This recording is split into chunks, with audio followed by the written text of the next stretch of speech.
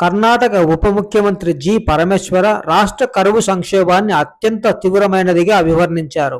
ఇటీవల ఆయన చిక్కబల్లాపూర్, కోలార్ జిల్లాల్లో పర్యటించారు. చాలా ప్రాంతాల్లో కరువు సంకేతాలు స్పష్టంగా కనిపిస్తున్నాయని తెలిపారు. కేంద్ర ప్రభుత్వం వెంటనే ఆర్థిక సాయం అందించాలని కోరుతున్నారు.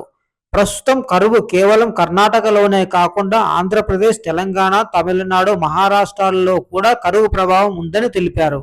ఈ పరిస్థితిని జాతీయ ప్రాముఖ్యత గల విపత్తుగా ప్రకటించాలని ప్రధాని మోదీకి లేఖ రాశానని పరమేశ్వర వెల్లడించారు. అయితే ఇప్పటి వరకు కేంద్రం నుంచి ఎలాంటి స్పందన రాలేదన్నారు.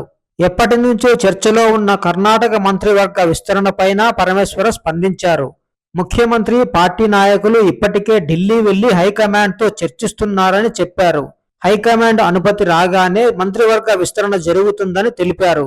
తుముకూరు జిల్లాకు మరో మంత్రి పదవి ఇవ్వాలని కూడా తాను కోరినట్లు వెల్లడించారు. నీట్ పేపర్ లీక్ వ్యవహారం పైన కూడా ఆయన మాట్లాడారు. విద్యార్థులకు మద్దతుగా నిలిచిన కాంగ్రెస్ నేతలు రాహుల్ గాంధీ, ప్రియాంక గాంధీలను నిర్బంధించడం సరికాదన్నారు. కేంద్ర ప్రభుత్వం ప్రతిపక్ష గొంతును అణచివేయాలని చూస్తోందని ఆరోపించారు. నీట్ అవకతవకలకు బాధ్యత వహిస్తూ కేంద్ర విద్యాశాఖ మంత్రి ధర్మేంద్ర ప్రధాన్ రాజీనామా చేయాలని డిమాండ్ చేశారు. తుముకూరు సమీపంలో అంతర్జాతీయ విమానాశ్రయం ఏర్పాటు చేయాలని తాను చాలా కాలంగా కోరుతున్నానని పరమేశ్వర చెప్పారు.